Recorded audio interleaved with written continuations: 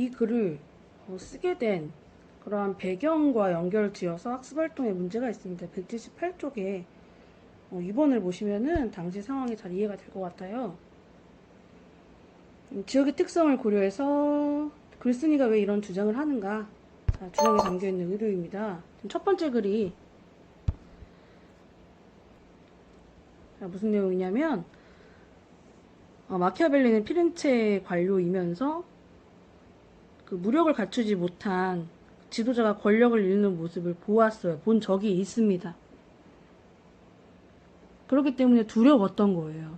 자신의 힘으로 그 두려움을 유발할 수 있어야 되는데, 그렇지 못한 그런 지도자가 등장을 한다면 반대파가 나타나서 반대파를 제압을 하지 못하는 그런 지도자는 결국에는 권력을 잃고 그 자리에서 내려와야 되는 그런 모습을 직접 본 것이죠. 자, 다음 두 번째로는 이탈리아가 로마 제국이 멸망한 다음에 여러 도시 국가로 나눠지게 됐고요. 그 주변에 있는 강대국의 침략과 지배와 간섭을 받게 되었는데, 글쓴이는 자신의 조국이 이렇게 나눠지는 것이 여러 국가로 나눠지고, 또 바깥으로부터의 억압과 그 외세의 지배를 받은 게 너무 속상했겠습니다. 그래서 그 현실을 극복하고 싶었겠죠. 그러면서 세 번째, 마키아벨리가 이제 군주로를 쓰면서 나오는 내용을 읽어보면, 이 외세로부터 해방을 하고, 옛날 우리 그 로마로부터의 우리나라가 문명을 일으킨 나라가 아니냐 라고 하는 그 큰 영광을 되찾게 할 수 있을 정도의 통치자가 능력을 갖고 우리 앞에 나타나 주기를 바라는 마음으로 이 글을 썼습니다. 가 되어 있죠. 첫 번째는 지도자는 가장 중요한 역량으로 두려움을 유발할 수 있어야 합니다. 왜냐? 그게 없으면 피렌체를 이끌어 나갈 수가 없으니까요. 실제로 봤으니까요. 그 다음 두 번째, 아까 정리했던 내용 중에 외세의 침입을 받았다 라고 하는 부분에서는 현실을 극복하고 싶었던 그런 마음이 있었을 것입니다. 우리나라와 똑같이 그런 경험을 했기 때문에 분열된 그런 모습을 보고 싶지 않았던 것이죠. 그 다음에 세 번째입니다.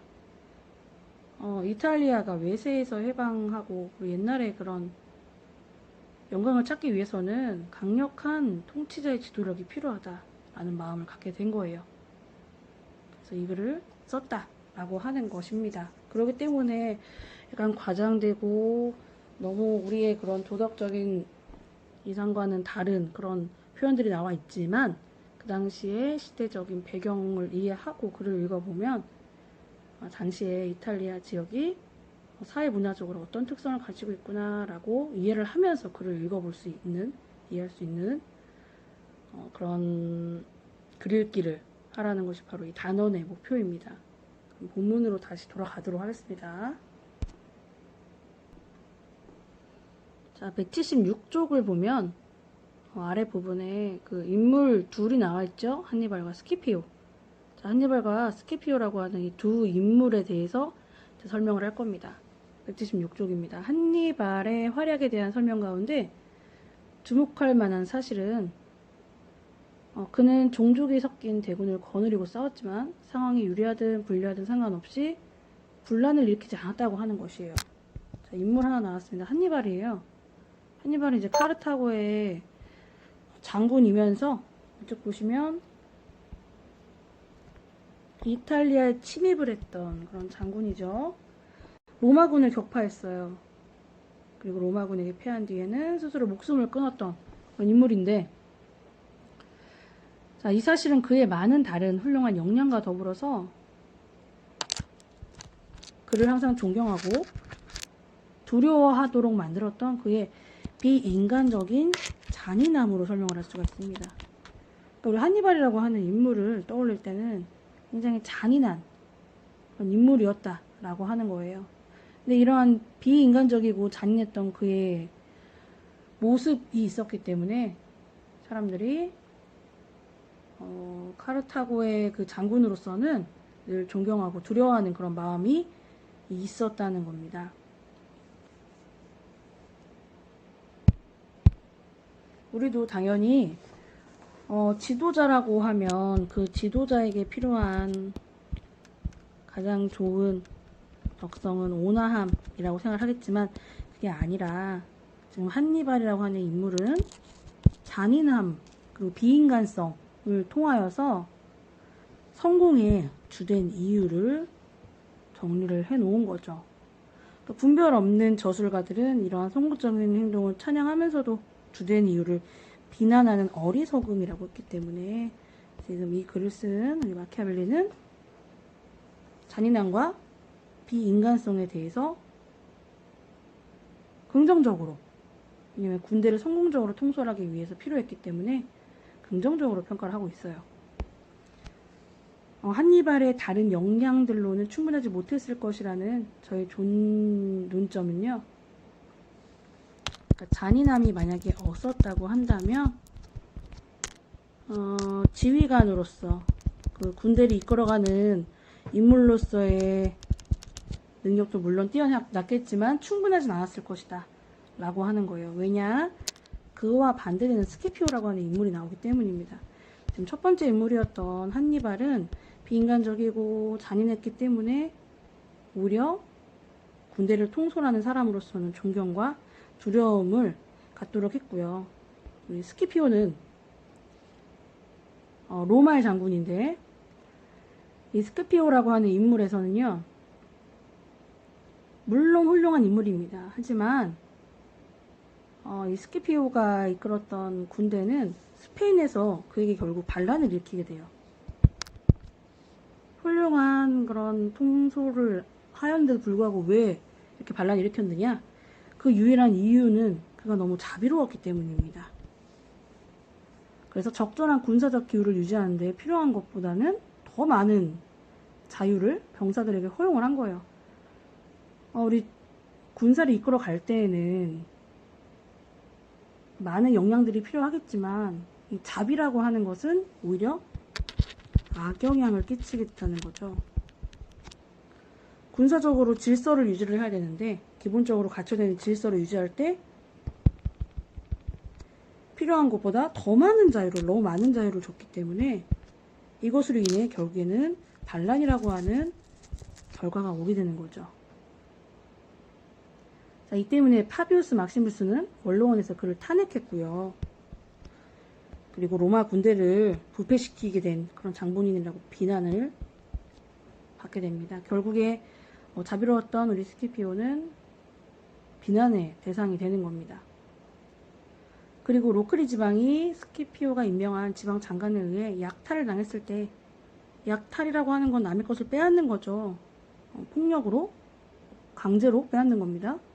스키피오는 그 주민들의 원성은 이제 원망의 소리죠. 원망의 소리를 들으면서도 구제를 해주지 않았고요. 또한 그 지방 장관은 자신의 오만함에도 불구하고 처벌받지 않았습니다. 자, 이러한 이 모든 것들은, 악영향으로 인한 이 모든 것들은 스키피오가 너무나도 자비로웠기 때문이에요. 그러니까 부하들이 다양한 이런 반란을 일으키고 약탈을 일으키고 하는 군대로서는 부하를 통솔하는데 제대로 된 능력을 갖지 못했다라는 겁니다. 실로 원로원에서 그를 사면하고자, 사면이라고 하는 거는 이제 죄를 용서하는 거죠. 죄를 용서해서 벌이 있다면 이 벌을 면제해 주는 거예요. 면제합시다. 얼마나 자비로운 분입니까? 라고 발언한 인물은 타인의 비행을 처벌하기보다는, 비행이라고 하는 건 도덕에 반대되는 행동들을 하는 거죠. 잘못된 행동, 그리고 그릇된 행동, 이런 것들은 비행이에요. 타인의 비행을 처벌하기보다는 또 스스로 그러한 비행을 저지르지 않는데 탁월한 사람들이 있는데 스키피오가 바로 그런 유형의 인물이라고 변호를 했습니다. 감싸줬어요. 다른 남의 이익을 위해서 변명하고 도와주었습니다. 스키피오는 다른 사람들이 잘못된 행동을 했을 때는 그것에 대해서 처벌을 하지 않는다. 처벌을 해야 하는데 처벌을 하지 않았고 스스로만 비행을 저지르지 않는 인물이다. 너무나도 너그러웠다. 너무나도 자비로웠다. 그것이 오히려 악 영향이 되었다. 라는 겁니다. 이 한니발과 스키피오라고 하는, 사실 한니발은 카르타고의 로마군을 격파했던 그런 상대편의 장군이었고요. 스키피오는 아까 말했다시피 고대 로마의 장군이기 때문에 일반적으로 우리 평범한 그런 분별 없는 사람들은 스키피오가 당연히 더 훌륭한 사람이 아니냐. 더더군다나 스키피오는 자비로움이라고 하는 그런 덕목을 가지고 있고요. 한니발은 잔인하고 비인간적인, 비이성적인 그런 행동들을 많이 했다라고 나와 있죠. 하지만 결과로는 지도자의 자질로 봤을 때는 인간으로서가 아니라 지도자의 자질만 놓고 보았을 때는 한니발은 부하들에게 있어서 존경과 두려움의 대상이 되었고요. 우리 스키피오는 부하들에 있어서 반란을 일으키고 군대가 부패하게 되는 그런 영향을 끼치게 된다라고 하는 거예요. 자, 옆에 한니발과 스키피오의 차이점 문제로 정리가 되어 있습니다. 한번 확인을 해 볼게요.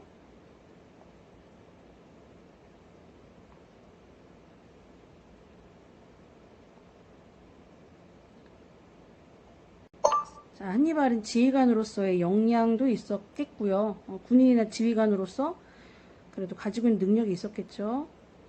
거기에다가 잔인성이라고 하는 그런 측면이 있었기 때문에 군대가 성공적으로 통솔이 됩니다.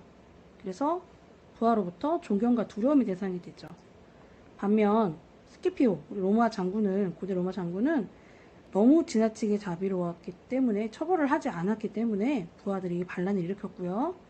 또 부하가 부패를 하더라도 군대가 안 좋은 모습을 계속 보이게 돼요.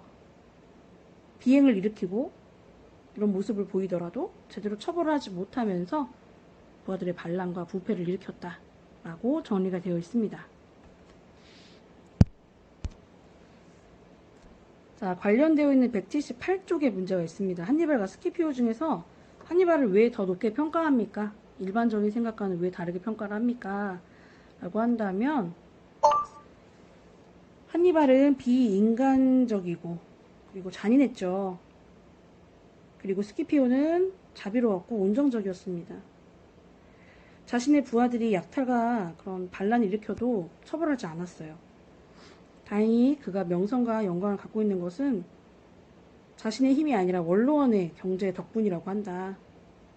그래서 군대의 효과적인 통솔로 봤을 때는 한니발이 스키피오보다 낫다라고 볼 수 있다는 겁니다. 왜냐? 지도자의 덕목에 있어서는 두려움이라고 하는 것이 사랑보다 더 우선하기 때문이에요. 우리 약간 서론에서 봤던 그런 내용입니다.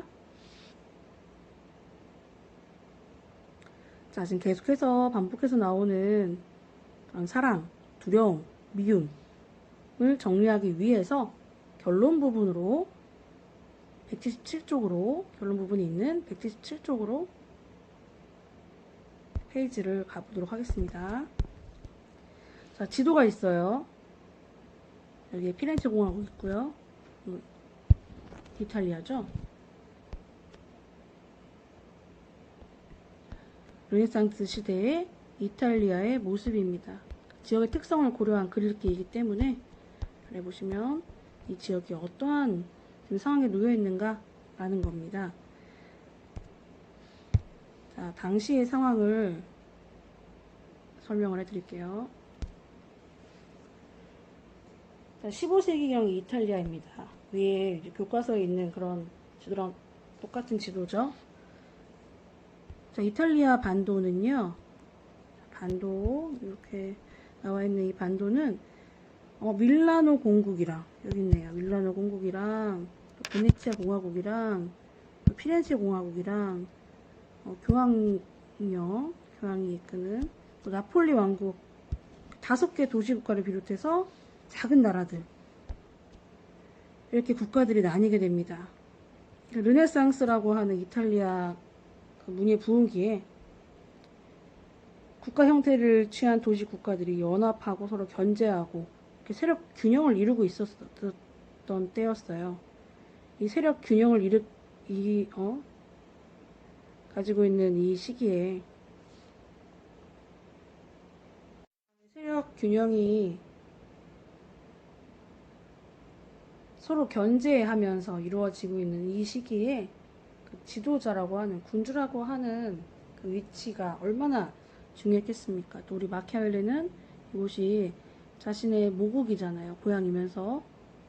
그러니까 이곳을 잘 통치해 줄 만한 그런 지배자가 꼭 반드시 만들어지기를 바라는 그런 마음이 있었겠죠. 자, 그래서 177쪽 보시면은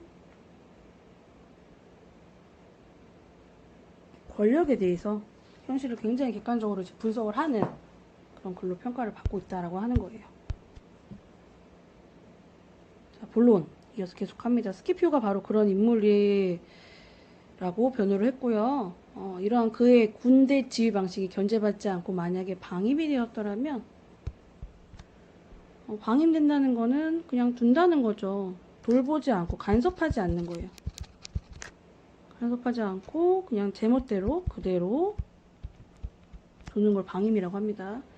그 자신의 성격 때문에 스키피오의 명성과 영광은 빛이 발했을 것이다. 그러나 그는 원로원의 통제 하에 있었기 때문에, 그러니까 스키피오라고 하는 인물이 명성과 영광을 얻었다라고 한다는 것은 스키피오가 가지고 있는 능력과 힘이 아니었다. 바로 원로원이라고 하는 그런 견제가 있었기 때문에 명성과 영광을 받은 것이다. 그래서 그의 명성에 도움을 주는 거예요. 자비로움으로 군대 통솔에 실패한 스키피오를 설명하고 있어요. 자, 이제 마지막 결론입니다. 그래서 하고 싶은 말은 두려움을 느끼게 하는 것, 또 사랑을 느끼게 하는 것. 자, 우리 맨 처음에 서론 부분에서 말했던 것처럼 인간이라고 하면 자신의 선택 여하에 따라 사랑을 하겠지만 군주의 행위 여하에 따라서는 두려움을 느끼기 때문에 현명한 군주라면 타인의 선택보다는 자신의 선택에 더 의존을 해야 된다. 그러니까 군주가 현명한 군주라고 한다면 사람들에게 있어서의 그 사랑보다는 두려움이라고 하는 것을 선택할 수 있는 그런 인물이 되어야 된다 라는 거죠. 다만 앞에서도 말했던 것처럼 미움받는 것, 미움받는 거 두 가지, 재산과 또 부녀자에게 손대는 거, 이런 것들은 피해야 합니다 라고 하고 있습니다.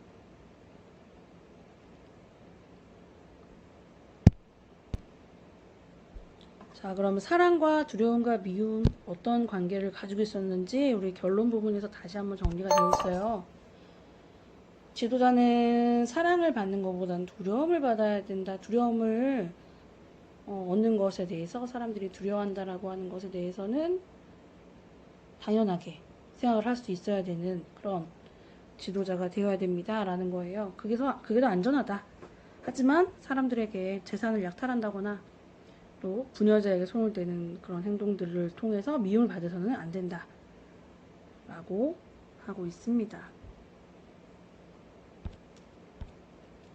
자, 우리 1번에 1번 한번 정리를 해볼게요.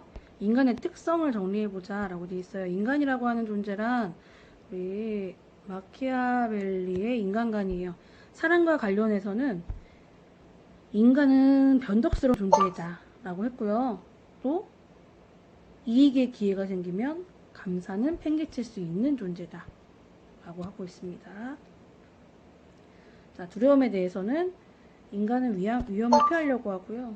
처벌에 대한 공포는 항상 유지가 된다 라고 하고 있고요. 미움은 어버이의 죽음은 쉽게 잊더라도 재산의 상실을 잊지 못하는 이해타산적인 존재들이다 라고 했습니다.